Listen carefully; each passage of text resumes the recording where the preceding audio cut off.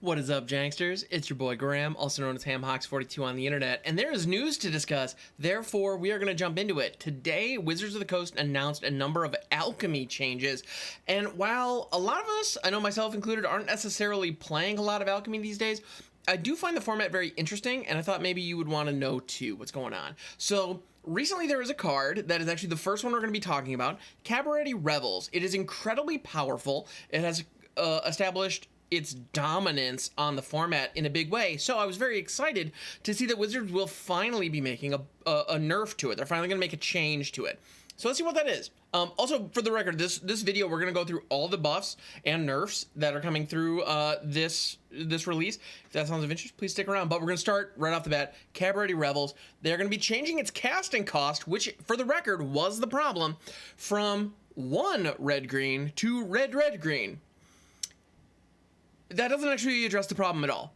While I say the casting cost was the problem with Cabaretti Revels, the problem was the effect is worth so much more than 3 mana. So the fact that it still costs 3 mana, just because 2 of them are red, is irrelevant. We're in a situation where triomes exist. We're in a situation where pathways exist. We're in a situation where a lot of good dual lands, like the slow lands, are around. It's not hard to get the colors right.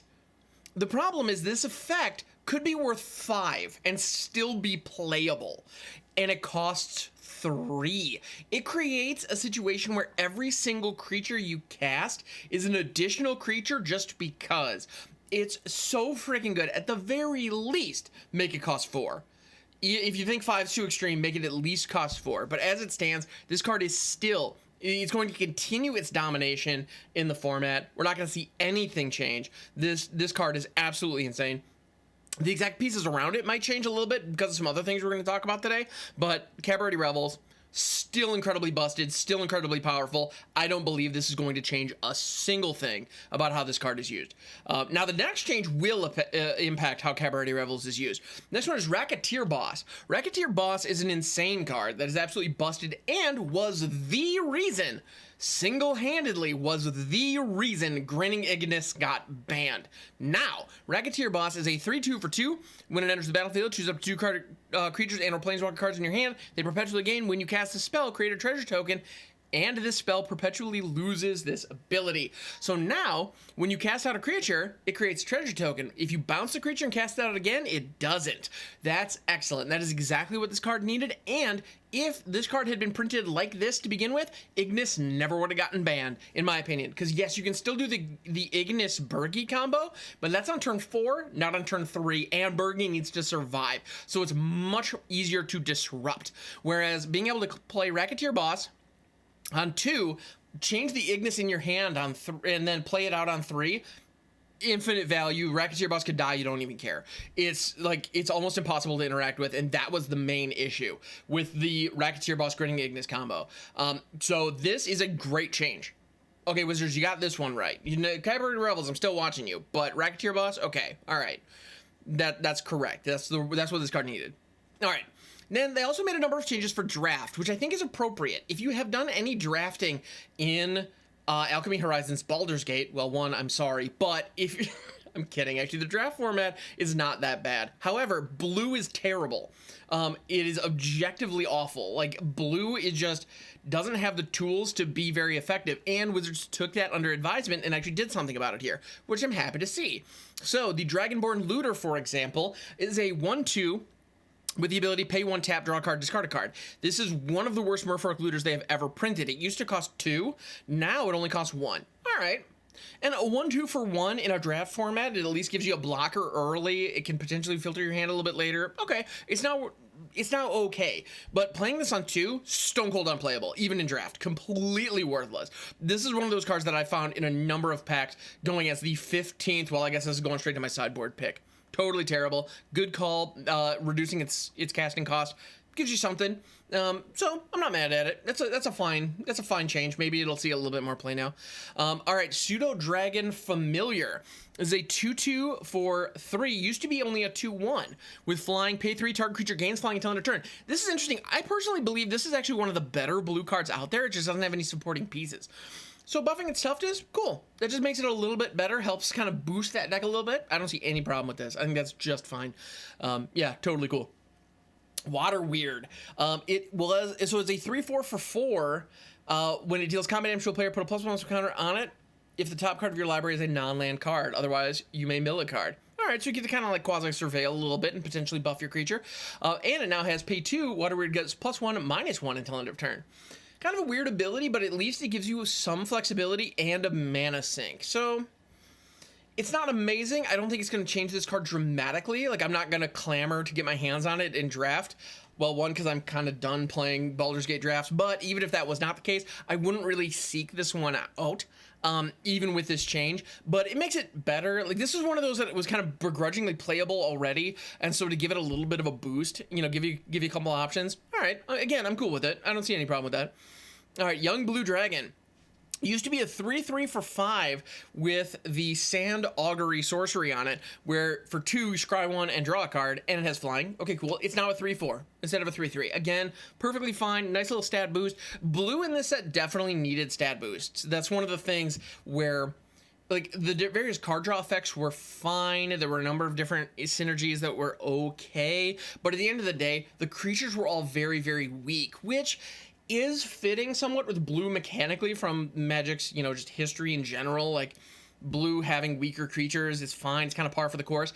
But in recent sets, we haven't necessarily seen that be the case. We've seen blue get some beefy monsters, or at least some efficient creatures that can tangle, or at the very least block some decent creatures. And that kind of has shifted a little bit, and that was not necessarily the case in Baldur's Gate. In any event, Young Blue Dragon, now 3/4 instead for 5, with that Sand Augury ability. The main benefit that you're getting out of this is flexibility. It was a common already, so it's not supposed to be a phenomenal card, but in draft it was always, again, one of those that was like, it's okay, if blue didn't suck, maybe I'd take it. And now it's a little bit better. Okay, cool. I think a lot of little buffs like that could take one draft archetype from being completely unplayable trash to being something that's decent. So I'm glad to see these. I think these are important.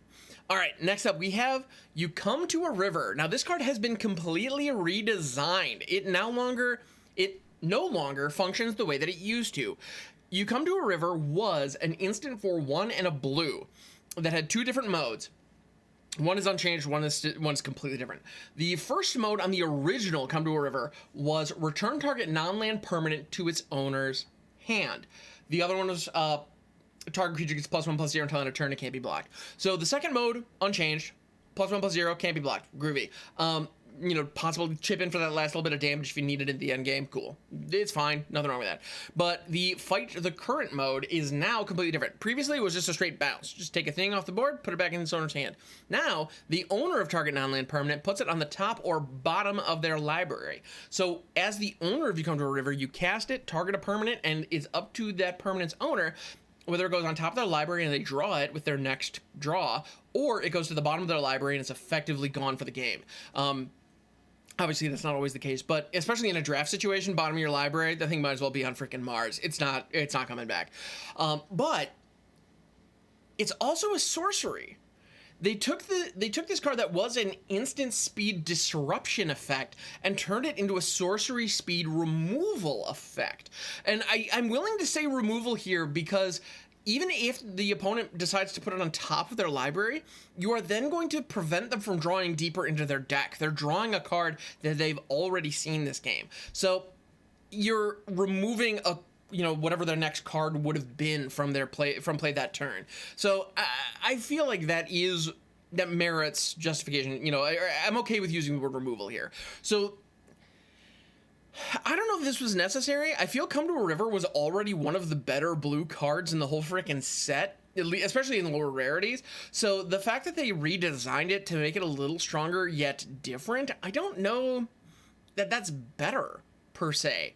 Like, I feel like a 2-mana instant is more, I don't know, it fits into more archetypes and it feels better to me than a 3-mana sorcery. It just does. I think this worked as a 2-drop better than a 3-drop. We'll see. It might be significantly better than I'm giving it credit, but I don't know that this was necessary. I feel like this change, it feels like a lateral move. Like, they made it a little stronger, but they made it a little more expensive, and they made it less flexible. So, because if I have to spend 3 mana for that Find a Crossing mode just to chip in for some extra damage, I'm not happy about it. You know, and I also can't surprise my opponent with that additional point of power anymore, which is a little bit of a bummer, albeit that was a pretty minor benefit of the previous version, but still. So, I don't know. I'm not sold on this. I'm not. But I could be wrong. It could absolutely be the buff that puts blue over the top. I don't know. All right, moving on. Kenku Artificer. This was a 1/1 for 3. That was pretty rough. That has the ability when it enters the battlefield, put 3 +1/+1 counters on up to 1 target non-creature artifact. That artifact becomes a 0/0 homunculus artifact creature with flying. So you effectively get a 3/3 flyer in addition to the Artificer itself if you have a non-creature artifact in play, which in this format is actually kind of tricky to pull off. Like, you don't have a lot of good cheap artifacts that are going to be dropping before the Kenku Artificer, at least not playable ones in my experience. I've no doubt I know there are some exceptions to the rule, like Basilisk Collar and whatnot, that could be fine, and then being able to turn them into a creature certainly wouldn't hurt anything. But in general, I'm not really... I was never sold on this card anyway, and I think a toughness boost definitely makes it better, because you could potentially put 4 power as well as now 7 toughness worth of stats on the board between 2 bodies if you're able to jump through the appropriate hoops. So that makes it better for sure, but I don't know. I'm not... Again, I feel like this card... The problem with this card was not its stat line, although getting a 1/1 for 3 is kind of a feel bad, especially nowadays. So I get that. But I think the main issue with this card was how many hoops you had to jump through, or the type of hoops you had to jump through to really make that ability fire. It just... I don't know. This is a big fat whatever, in my opinion. Again, I don't think this change is going to make a difference to the format. But good for Wizards for trying, and again, turning the knobs that they can to make the changes. All right. Next up, Val, Eager Scholar. And each of the specialized faces, so all the various Vals, is now a 2/2. It used to be a 2/1, and its specialized faces used to be 4/3s and are now 4/4s. If you're anything like me, you've never played this card. Not once, in any format, draft or constructed. I have not touched this card once. So I gotta be honest, I don't care. I think the main issue with this one, so you have the study counters, you can manipulate those in different ways depending on how you specialize stuff, and it's a looter, draw a card, discard a card for 3 at 2/2, like fine, it's okay, I guess.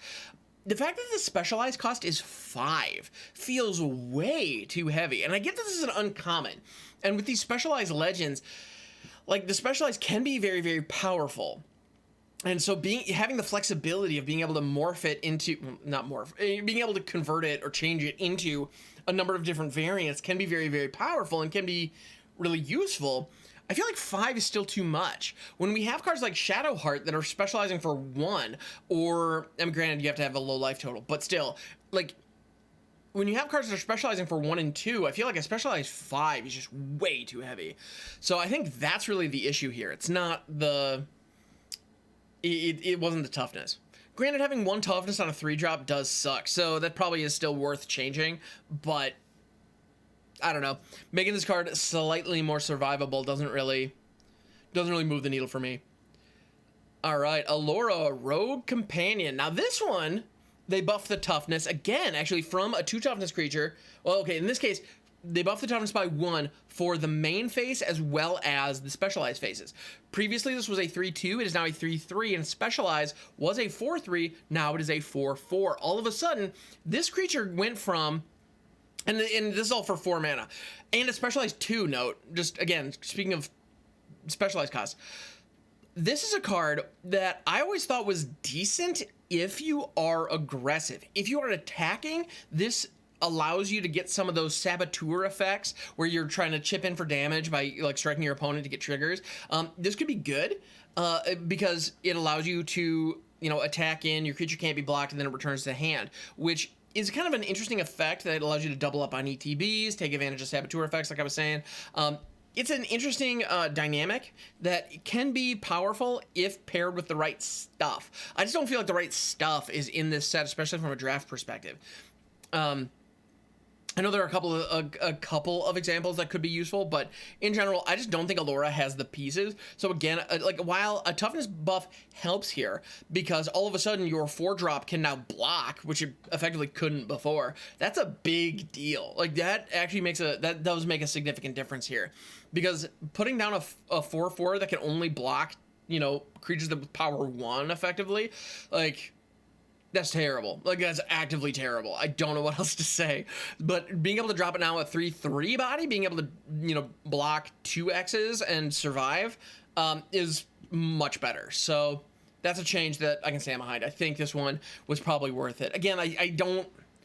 This isn't moving the needle for me. I'm not eager to see Allura in my drafts anytime soon, but good change. I'll take it. All right. Goggles of Night. Well, here we go. Here we have one of those Saboteur effects. So Goggles of Night is an equipment. Whenever equipped creature deals combat damage to a player, scry 1, then draw a card. Kind of like Rogue's Gloves, which is a classic equipment. Very similar, except in this case, you're getting a full-on opt. It used to be 1 in a blue to play and 2 to equip. It is now 1 in a blue to play and 1 to equip. That is much better. Much better. This is a big change. I can appreciate this. This went from being way too expensive to being reasonable. And in a situation with equipment, if you are able to reduce the cost on the casting cost or the equip cost is going to be a much bigger impact on the game, because that's the cost that you're going to be paying potentially multiple times. And so in this case, Goggles of Night, having an equip cost of 1, fantastic. I love this change. Totally on board for it. I think that bumps the stock of this card up significantly in my view. And that actually combines nicely with Allura, because Allura cares about your creatures actually chipping into attack. However, you have to bounce them back to your hand. Now it only costs you 1 to re-equip your Goggles of Night to whatever it is that you bounced. So, all right, it's coming together, right? There are some things that are starting to work here. Now, Gilshorn Prowler. I loved this card. I thought it was absolutely great. 2/1 for 2 with Death Touch. When it dies, if it wasn't blocking, draw a card. Now, a Death Touch blocker for 2, even as a 1/1, is fine. Being able to sit back and block is great. But Gilshorn Prowler promoted attacking with it, and your opponents didn't want to block it. That was one of the cool things about it. When you can chip in for 2 damage, and if they block it, the thing dies, however big it is, because of the Death Touch. And you then draw a card. It really de-incentivized your opponent from blocking it. It was a really cool design, and I really, really liked it. They nerfed it. They went from 2/1 to 1/1. And I don't know about you, but if you've ever attacked with a 1/1 Death Toucher, your opponent just says, sure, I'll take it. Which, in Kamigawa drafts, was awesome because I got my ninjas. But in this set, we don't have ninjas. So what's the benefit of that? In this case, I can just slap my opponent for 1. That's all I'm doing. It doesn't make a difference. The difference between 1 damage and 2 damage on a creature is huge. I mean, well, obviously it's double, but 2 damage is a legitimate threat over the course of a game. If I hit my opponent for 2 damage 3 times, that's 6 damage. All of a sudden, they're not on to 14. Slap them one more time, they're not to 12. If I hit them for 3 or 4 times with 1 damage, they're 17 or 16. They don't freaking care. It's irrelevant.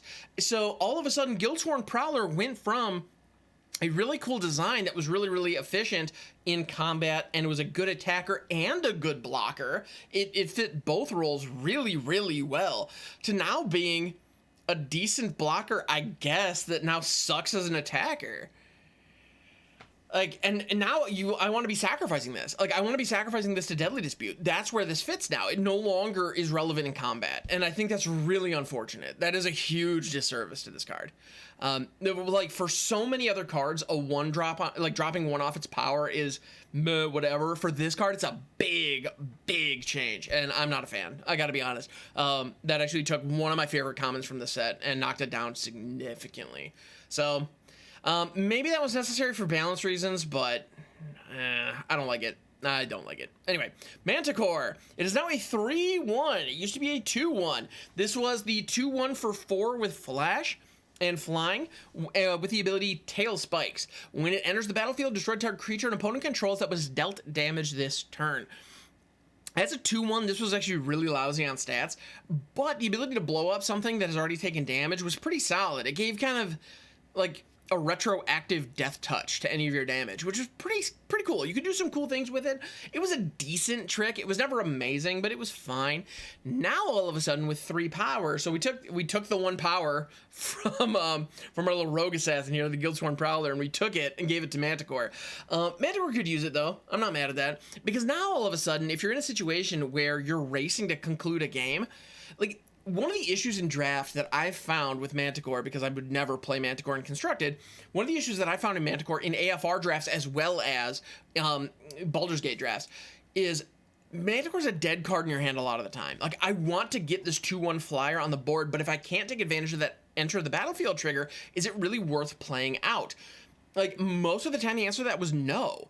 If I can't take advantage, like, I only have a handful of removal spells in my deck, you know, and I drafted Manticore to fill the role of a removal spell because that's kind of what it's doing with that Tailspike ability. Now all of a sudden I can't do that because there's no targets or nothing goes dealt damage. So it's just, it feels like kind of a dead card, or I feel really bad about having to cast out a 2 mana or a 2 power attacker for 4. It feels inefficient. Now we're putting 3 power on the board. That changes things dramatically, because if I'm in a situation where I have 4 mana up, Manticore doesn't have a target, my opponent's end step rolls around, I can now jam Manticore, untap on my turn, and now swing in for 3 damage. 3 damage in the air is no joke. That's something that the opponent's going to have to deal with. It puts them on a clock, which 2 damage did as well, but 3 damage does it just a whole lot better. So I think that additional power on Manticore makes a lot of sense. And this takes this card from being a meh to being, okay. Like, that's a playable comment that I wouldn't mind picking up in a draft. Baleful Beholder. I gotta be honest, I actually have Baleful Beholder in a couple of my commander decks. I freaking love this card. I don't know what you're thinking. Like, are you for real? Yes, I am. I really am. Forcing each opponent to sacrifice an enchantment in a commander game is shockingly powerful. And if you need to get in for a killing blow, giving all your creatures menace really messes up your opponent's combat math. So those abilities are better than you think. For this being just a big, dumb common, it's like, I am actually really high on Baleful Beholder. The fact that nobody else is, apparently, means that Wizards is going to buff it, which I am totally here for. And they make it a 7/5 instead of a 6/5. Sick! I'll take it. I think that's great. I'm totally on board for this. More power to the Beholder. Let's go. It's still just as easy to kill. Still has 5 toughness. But a 7/5 on the battlefield is definitely something to deal with. So it makes a much more mana appropriate body in addition to the enter the battlefield triggers. So even if you can't take advantage of those ETBs in any meaningful way, say your board's been wiped or your opponent doesn't have any enchantments, you still have, you now have a body that is a little more manageable, a little beefier, a little more scary. I respect that. That's a good change. Speaking of changes to beholders, the Eyes of the Beholder is an instant.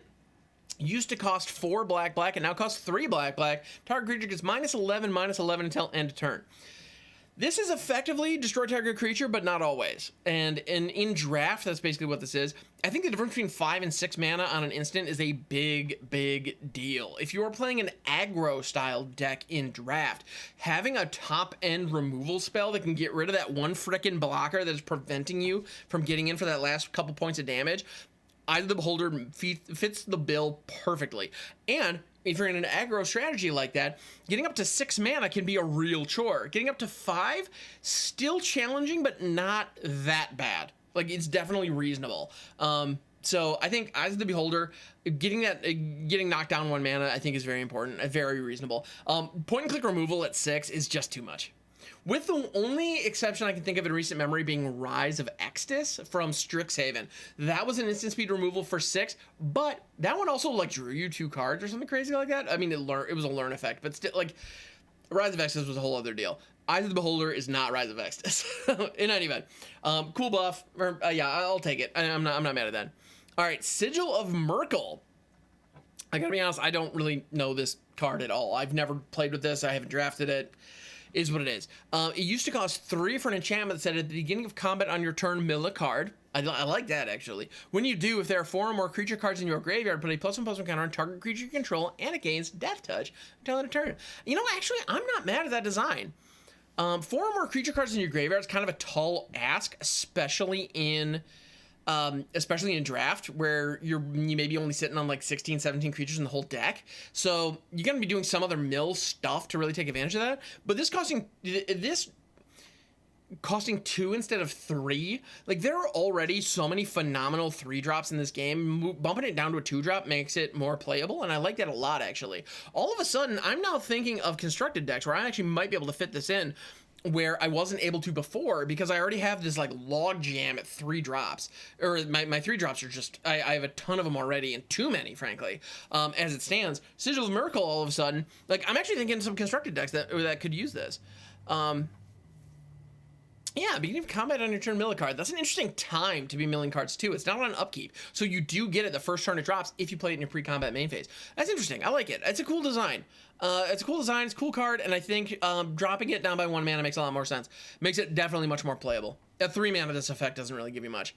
2, all of a sudden, now we're talking. All right, Young Red Dragon. This definitely needed a buff. This thing was not quite where you wanted to be. It is a dragon. It's an adventure dragon. For 1 and a red, create a treasure token at instant speed. The sorcery, or the instant rather, bathe in gold. Pretty solid effect. There's nothing wrong with that. Being able to just whip out a treasure token at 2 mana, and then the following turn being able to play a 4-drop instead of a 3-drop. Pretty solid. And on top of that, Young Red Dragon is a 4-drop that you could potentially play on turn 3 with that treasure token. So that's something. However, it's a 3/1. Used to be a 3/2, actually. They actually did reduce its toughness a little bit, which, I don't know that I like that.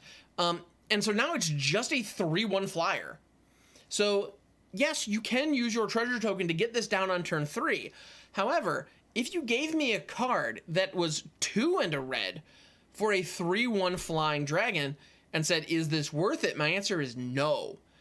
And that's effectively what you got here, but it also takes your turn 2 play in order to create the treasure token. So I gotta say, I still don't love this. Originally, Young Red Dragon was a 3/2 that could not block. So the 2 toughness was kind of irrelevant, frankly.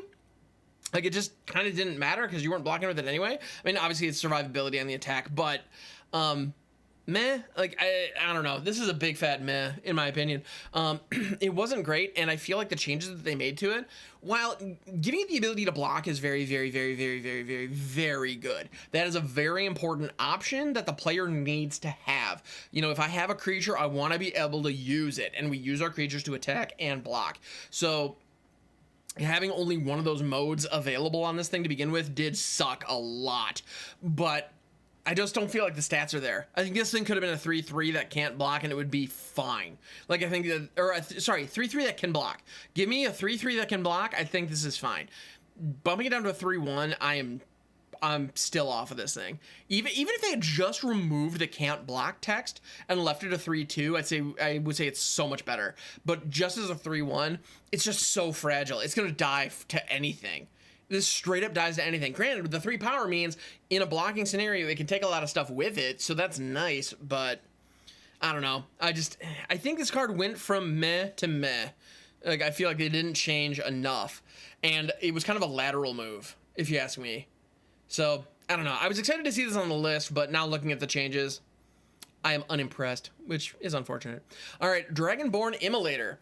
This is a 4-drop, rather, for a 2/4 with the ability, you can pay 2 into red to give it +2/+0 till end of turn. Originally, that was 1 into red. And it used to only give +1/+0. So they doubled the effectiveness of the ability, but added 1 to the mana cost. I'm okay with that. I mean, whatever happened to fire breathing? Is fire breathing not acceptable anymore? Do we need to go through these different modes? When I say fire breathing, by the way, I mean the effect that was on Shivan Dragon back in the day, where you pay 1 red, you got +1/+0. Whatever happened to that? Like, why do we have to go through all these different iterations? You know, it's like where you pay 2 in a red for +2/+0, or you pay like 3 in a red for +1/+1. I don't. Why do we have to go through so many different variations? I feel like Wizards got it right the first time with the good old-fashioned fire breathing, and I don't know why we see all these different variations where we kind of like, you know, jigger with it all the time. I don't get it. I feel like this. I mean, this does make it better. It does. Like, admittedly, this is a stronger effect, making, you know, because in a late game of draft, it's not uncommon to have mana lying around. Granted, it's less common than it used to be, but all the same. So having 3 mana to pump into it to give it a +2/+0, it's not bad. Whereas paying 2 to only get to get 1 power, that's a rough conversion. So I can appreciate that. And then it also has the ability when it dies, if its power is greater than 0, note its power. You get a boon when you cast your next creature, perpetually gain +X+0, X is their number. That's pretty solid. Like, I don't hate this card. I don't hate it. I'm also not enamored with it, and I feel like the change was reasonable. It does make it better, but I don't know how much. Anyway, so Circle of the Land Druid is our next card. This is a gnome druid. I love me some gnomes. I actually, it's funny.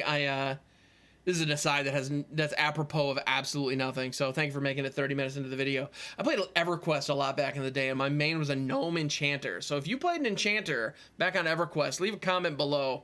I see you. I appreciate you. Crowd control for life, baby. Let's go. It's an archetype you don't see in a lot of fantasy games nowadays. So anyway, whenever I see a gnome, I'm just like, that's right. Those are fun days. Anyway, that has nothing to do with anything. Not even D&D related. But anyway, Circle of the Land Druid. It is now a 2/1. Used to be a 1/1. When it ETBs, you may mill 4 cards. Dig that. And then when it dies, return target land from the graveyard to your hand. Okay, cool. Decent little card. It does the mill thing. Now, a 2/1 for 2 is significantly stronger than a 1/1 for 2. Having a little more beef in combat, being able to bite back a little bit, being able to take stuff out when it blocks. This actually makes it an excellent blocker, because you want to be getting the land from your graveyard back anyway, and it can trade up with larger creatures. So, cool. I'm on board. I think having two powers, it makes this card significantly better. So I can definitely get on top, get on board for this. Excuse me. We have Druidic Ritual next. It is a sorcery for 2 and a green. You may mill 3 cards, then return up to 2 creature and/or land cards from your graveyard to your hand. This is one of those cards. And the change was actually return up to 2 creature cards and/or land cards. It used to say just 1. I still feel like this card is a big fat meh. Again, I'm using meh a lot today, and I don't want to be that guy. I don't want to be that guy who's on the internet just shrugging at stuff, because, like, guy's an asshole. I don't want to be an asshole. But anyway, Druidic Ritual, it just doesn't affect the board state. It doesn't impact the board state at all, and it costs 3. If I'm spending 3 mana on something, especially in a draft game, in a fast format like Baldur's Gate, I better be doing something to the board.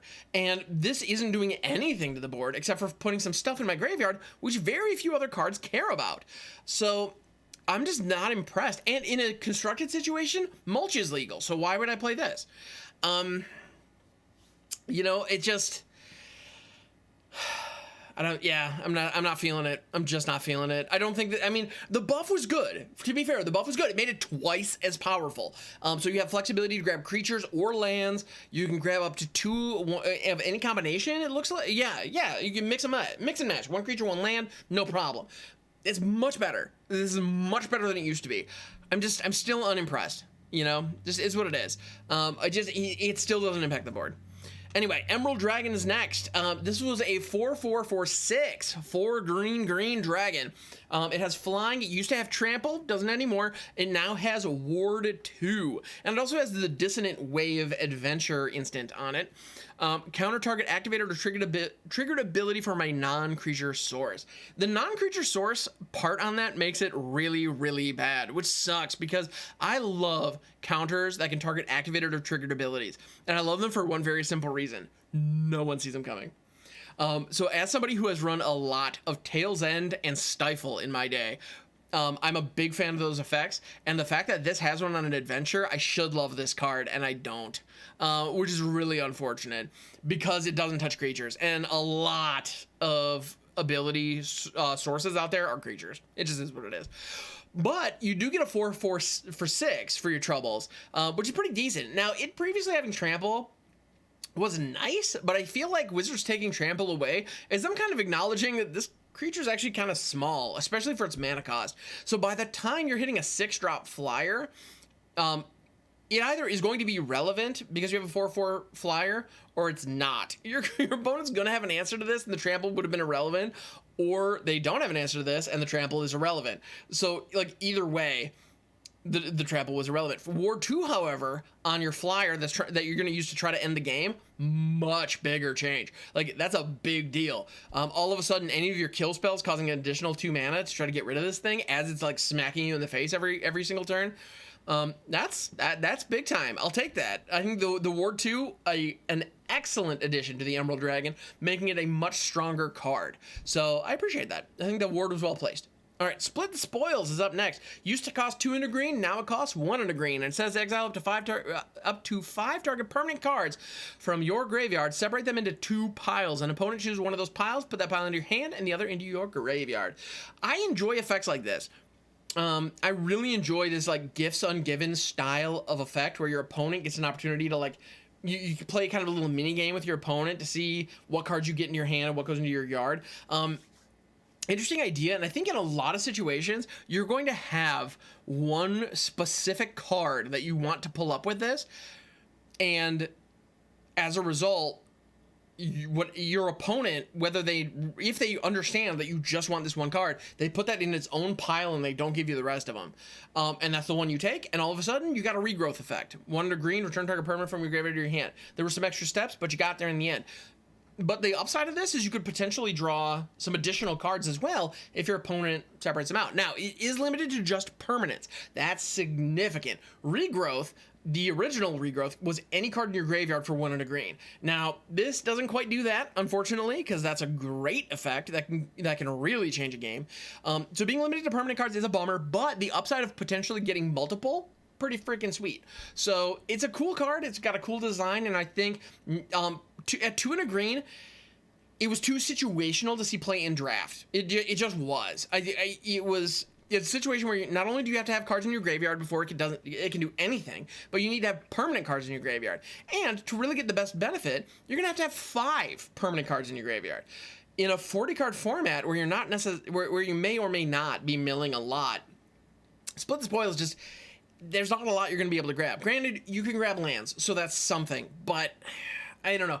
It's a cool design, cool idea. I like it a lot. I think it's way too situational in draft, even at 2 mana. Frankly, in draft, even at 1 mana, I think it would be fine, but not great. Because this is the kind of effect that I know I personally am pretty low on in draft. But I gotta say, all of a sudden, this costing 1 and a green, again, it's kind of got my senses tingling a little bit. I'm wondering if there may be some historic decks or some alchemy constructed decks that can leverage the graveyard that might be able to take advantage of this at 1 and a green, that weren't able to take advantage of it at 2 and a green, really, or at least like it was a little bit more of a reach. Now it's much more affordable. So cool idea, cool effect. I'm into it. I'm into this a lot, actually. This is my kind of jank right here. So I'm digging it. All right, next up we got Steadfast Unicorn. All right, so this used to cost 3 and a white for its activated ability. It's a 1/2 for 1. Activated ability is now 4 and a white. Creatures you control get +1/+1 and gain Vigilante until end of turn. Activate only during your turn. This card is awesome. I'm a big fan of this. I feel like at 4 and a white, it is less good, obviously. They nerfed it pretty significantly here. Having a temporary anthem effect on your whole team is pretty awesome. And also, if you find yourself in a late game, being able to sink a bunch of mana into this and potentially giving that bonus multiple times was very powerful. If you've got 3-4 bodies on board, it's just good. It's a meaningful stat update, and being able to give everything vigilance is a big deal. Being able to attack with your entire team and then block with your entire team, that is powerful. Like, you can't argue that. And like, this is one of those cards, actually, to be honest, when I first read it, I was like, this is a common? Like, really? Huh. I was at least expecting an uncommon, because it does say all creatures. But no, it's a common. So this costing 5 all of a sudden makes it much tougher to pull off, which is annoying. I will say, I'm bummed to see this get the nerf, because I don't know that it was a problem. It was just a good common to pick up in white based aggro decks. Like, it just fit what you were doing. It's a decent blocker as a 1/2 in the early game, and it could buff your team in the late game. Like, it was a good 1-drop that also was not a dead card on turn 6, 7, 8, 9, etc. So I liked it a lot. It's still fine. Like, I don't think I'm going to change the way I draft this as a direct result of this change, but it does knock the card down significantly, and I'm disappointed to see that. I thought this one was fine, frankly.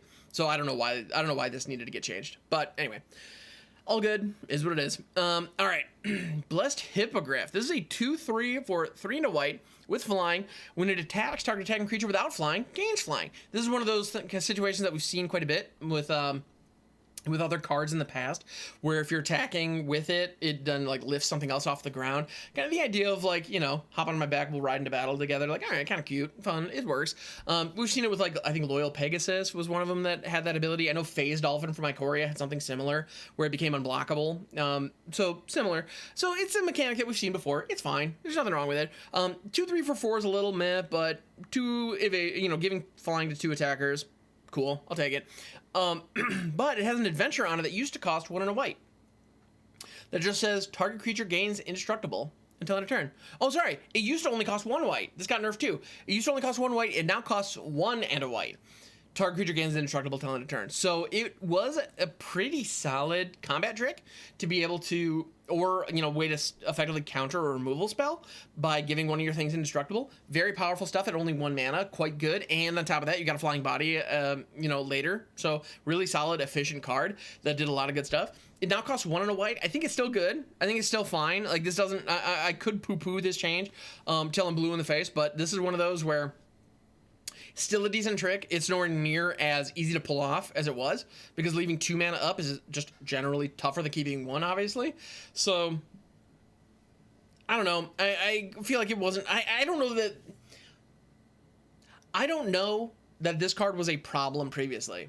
Like, it feels like this nerf was unnecessary, but I could be wrong. I don't have the data. So, Wizards, I'm going to trust you on this one. All right, next up. The Orbs of Dragonkind. Actually, there are 3 different orbs, all in Teamer colors. The first being Carnelian, next being Lapis, and the last one being, I should know this right now, but I don't, Emerald? Jade. Dang it. Anyway, the orbs, all 3 of them are getting the exact same treatment. Previously, they tapped for whatever color of mana they were. So the Carnelian Orb of Dragonkind being red, tapped for a red, and then it also gave any dragon spell you cast haste, which is like, holy crap, amazing. The Lapis Orb used to just tap for blue, gave any dragon creature, when you cast a dragon creature spell, scry 2, cool. And then the Jade Orb gave the dragon that came into play hexproof for 1 turn and a +1/+1 counter. Freaking good stuff. These were awesome. I think, but now they're even better because they tap for 1 mana of any color, not just their casting cost, or not just their color identity. So now, all of a sudden, in 3-color dragon decks, or 5-color dragon decks running Tiamat out there, now all of a sudden, these cards are even frickin' better. Which is saying something, because they were already pretty darn good. These were already instrumental pieces of those decks, but they just got better. I don't know what else to say. And on top of that, you can run multiples. You can run all 3 if you really want to. I don't know that would make the most sense, having that many mana rocks in a deck that's supposed to be creature focused. But anyway, all the same, really good stuff. I mean, these are just better now. Period. And again, they were already pretty solid. They fit the deck well. The only problem with them was, well, now the fact that they can fix your mana is something, a whole other level. So if you have a 3-color dragon deck that maybe is only 3 colors for, I don't know, Miram, the Sentinel Worm, maybe you were running just Izzet colors, but you were splashing green for Miram. Now all of a sudden, you can do that. You can run, and you don't need to run green in your mana base because you have it on these orbs now. That's huge, absolutely huge. So the 3rd color splash in dragon decks, all of a sudden, very possible. And now all of a sudden in draft, you can reasonably draft a 3. If you pick up Miram, all of a sudden picking these up as later picks can help you get to that 3-color scenario. It helps you splash. So that's great. Mana fixing on my mana rocks. Give it to me all day. Hook it to my veins. I'm in. All right, next up. There are a lot of these changes. They've tinkered with quite a bit today, which I gotta be honest, I'm happy for. But if my voice is flagging a little bit, I apologize. But thank you for making it this far into the video. You're awesome. Lantern of Revealing. Activated ability costs 3. Used to be 4. Now it's 3 and a tap. So this is a mana rock for 3 generic, tap, add 1 mana of any color. Great. It's the 3 mana rock. We all know it. We all love it. It's on the limited set checklist. You need to have one. And then pay 3, tap, look at the top card of your library. If it's a land, you may put it onto the battlefield tapped. If you don't put the card onto the battlefield, you may put it on the bottom of your library. So it has the potential to ramp you, which is nice. It also gives you intel on what's coming next, which if you want it, you get to keep it there. And you don't have to reveal it, so your opponent doesn't have to see it, which is nice. Or doesn't get to see it, I should say. So, and if you don't want it, you can scry it away. You can tuck it away. So, good, cool. I think for 4, this was really rough. You know, like only the most controlling of control decks would really want this. And on top of that, not only did it previously cost 4 and a tap to activate, you're tapping one of your mana sources to activate the ability. So this effectively cost 5 previously, and now it effectively costs 4. So I think that's fine. This is a change that makes it a little bit better, significant. Like, well, actually, this makes it significantly better. It does. I don't know that this is still like it's one of those I still don't know if it's playable. But at the same time, if it costs 2, that might be too good. Because if you could get this effect every single turn, it would allow you to manipulate the top of your deck and potentially ramp you in the early game potentially pretty effectively. That could be detrimental to your opponents in a pretty nasty way, giving you kind of an unfair advantage. But as it stands, being able to playing, if I'm taking turn 3 off to play this, and then I'm taking turn 4 off to activate it, my opponent just pounded me to dust while this is going on. So, as it stands, this still is not constructed playable. Let's be abundantly clear on that. This looks like limited to me. And on top of that, I don't know that Baldur's Gate is a good set for this, even with the activation cost being reduced. I don't know that there's enough control in Baldur's Gate Limited for this to really be viable, because that's where this wants to be. This definitely wants to be in a control deck. All right, next up, Navigation Orb. Used to okay, and this is actually our last one. This is our last one for the day.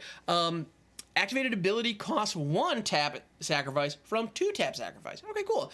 So this is an artifact for 3. You can now pay 1 tap, sacrifice it, 2, search your library for up to 2 basic land cards and or gate cards, like that. Reveal those cards, put one onto the battlefield, tapped, and the other into your hand, then shuffle. This reminds me very much of like Wayfarer's Bauble, where it's like this quasi cultivate a rampant growth style effect. And well, in this case, cultivate. In the Wayfarer's Bauble is very much rampant growth on a rock. Navigation Orb is very much like cultivate on a rock, except you get to grab gates, which is pretty cool. This is a situation where in limited, I still don't think this is where it's at. There are some good gates in Baldur's Gate. They're pretty decent. There's a whole cycle of monocolored gates that allow you to draw cards. There's also, of course, Baldur's Gate itself, which is fine. Like actually, sorry, you don't draw cards with those. You seek cards with those. Minor semantic difference, but there is a difference. But I gotta say, I don't know that I don't know if this is still worth it, or I still don't know that this is worth it, even with the reduction. The only situation where I can see really wanting this effect is in a constructed deck running Maze's End.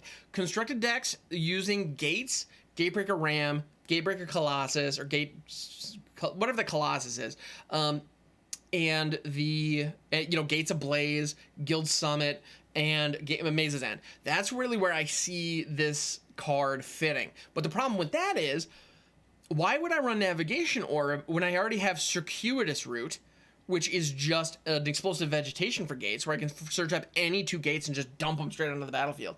Granted, that's 3 and a green instead of 3 colorless with 1 activation, but still, like I feel like there are better options. You know, we have other options. There's even, I believe, a sorcery for 1 called Open the Gates, if I'm not mistaken, that is just search your library for a gate, put it into your hand. You know, I feel like Navigation Orb is trying to do that. It's just a little too expensive. You know, it's the fact that this can go into any color of deck gives it a little bit of a boost. You know, like this can fit into like a 5-color situation where you're trying to fix and you may not have access to green, like in the early game. Like, okay, I can respect that, I guess. But all in all, I feel like it's a fine design. It's trying to fit into a limited environment or a limited card pool. So like the Alchemy format is where this is trying to be. The problem is there aren't enough gates in Alchemy to make a gates deck. So since I'm not building a Gates deck, or I'm not relying on the mechanical identity of Gates to be successful, well, why would I run this? Because the big benefit the big benefit of Navigation Orb over any other 3-mana mana rock, of which there are a number, one we were just looking at, the main benefit of Navigation Orb over any of those other ones is that, well, one, you're actually grabbing lands. It's going to help you hit your land drops, fine, but you can grab Gates. Being able to grab Gates allows you to fix your mana in a way that a lot of these fetch type effects don't give you. The reason that the card Farseek is worth so much is because you can fetch up dual lands and triomes. The reason that fetch lands in Modern, for example, are worth so much is because you can fetch up dual lands and triomes. Well, effects like this that allow you to search up Gates allow you to fetch dual lands. Now, they're not great dual lands, but they allow you to fetch dual lands. On a colorless source, being able to fetch a dual land is a powerful effect. That said, I don't think this is where you want to be. If Navigation Orb had a casting cost of 2, and an activation cost of 1, it would be rock solid, playable, and constructed. As it stands, as 3 mana to cast, and then 1 to activate, I'm not seeing it. Now, that said, the previous cost of 2 to activate, 2 to tap and activate, was significantly worse. So I gotta give Wizards credit. They saw an issue that this card was overpriced, and they did knock one off its cost, in its activation cost specifically. That's worth it. I'll take it. Like, I will. That makes this card significantly better. I still think the casting cost is too high for the effect to be worth it. Which is a bummer, because I really like colorless land fetch abilities. Like, you don't see them very often, and they're really good when they show up a lot of the time. Problem is, Wizards knew this one was good, so they cost it appropriately, and as a result, it's not that great, which is a shame. But anyway. Thank you for watching this video. Thank you for going through my rambles as we look through the Alchemy changes. And I do just want to end kind of where we started, because the big change out of all of this that we've looked at today was Cabaretti Revels. And I just want to reiterate, I don't believe the change to Cabaretti Revels was sufficient. This was the one card that they needed to hit to make, frankly, Alchemy playable again. Because right now, Alchemy is in a really, really, really rough place. It's not fun because Cabaretti Revels is in the mix. And this change is not going to knock this deck down at all. Like, the best change they made to Cabaretti Revels was the change they made to Racketeer Boss. The best nerf they could have given Cabaretti Revels was the change they made to Racketeer Boss. But all the same, this card's still too good, still too powerful. We're still going to see it everywhere. So thank you so much for checking out the video. I appreciate it very, very much. If you found this informative, if you found this entertaining, well, thank you. I appreciate that. And if you wouldn't mind hitting the subscribe button, I'm a YouTuber. I have to ask. I'd appreciate it very, very much. The subs help change the algorithm. They help feed the algorithm. They are also instrumental in helping me grow the channel. And when we hit that 1,000 mark, I'll be able to apply to the YouTube Partner Program, and I cannot wait. I'm actually really, really excited. So if you want to help me out and help me kind of get to that goal, oh my goodness, I would appreciate it oh so much. You have no idea. Like, for real. Thank you. I appreciate you. And I'll catch you on the next one, everybody.